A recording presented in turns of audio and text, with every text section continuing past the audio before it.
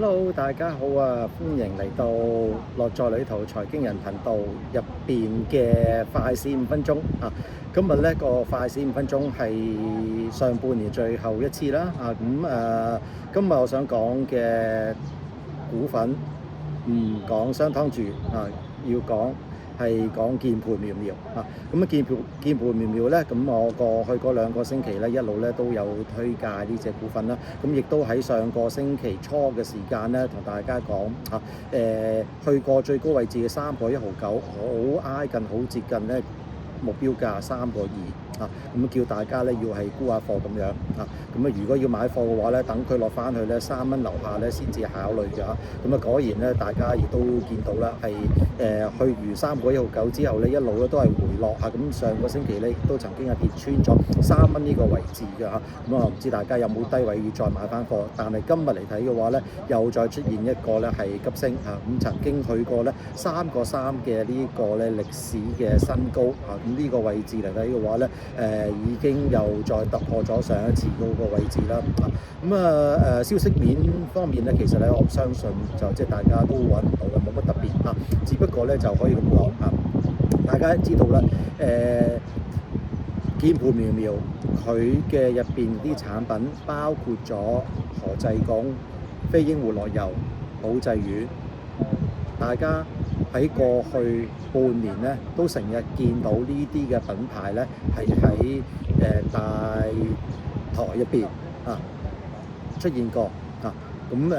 當然最主要咧就係做咗一個咧係 sponsor 中年好聲音嘅3嘅節目，咁而令到咧公司嘅業務咧，或者呢個品牌嘅品牌中藥啊，或者品牌藥嘅呢一個 sector 咧，係一個好好嘅增長嚇。上次亦都講咗，佢業績咧係相當之好嘅，亦都派息比率咧去到成日70%以上嘅嚇。而家好啦，大家亦都喺電視度咧知道咧中四咧開始係招生啦嚇。相信唔排除佢亦都會係攞咗中四嗰個贊助權啊！我唔肯定啊，但係咧公司其實咧亦都有曾經係講過，就話要視乎翻到底中四嘅呢一個新嘅季度個賽制會唔會係有一個係改革一個創新啊？因為如果再係用翻中三嗰個賽制嘅話咧，大家會悶嘅啊，會有個疲勞效應喺度嘅，就唔值得再去咧係贊助噶啦啊！如果真係有啲新嘅搞作嘅話，咁我相信咧，或者會有個機會吸引到公司再做多一次一個季度嘅全新季度嘅贊助嘅話咧，應該咧都對於個品牌個效應帶嚟個收益咧，會係未來嘅時間會持續咧係顯示到出嚟啊！唔知係咪已經簽咗約㗎啦？我唔知道，我唔肯定啊呢啲嘢，我冇問公司啊。大家都留意住啦。如果真係咧繼續贊助嘅話咧，應該對於公司嗰個股價業績嗰方面咧，都會有個帶動嘅幫助喺度啊。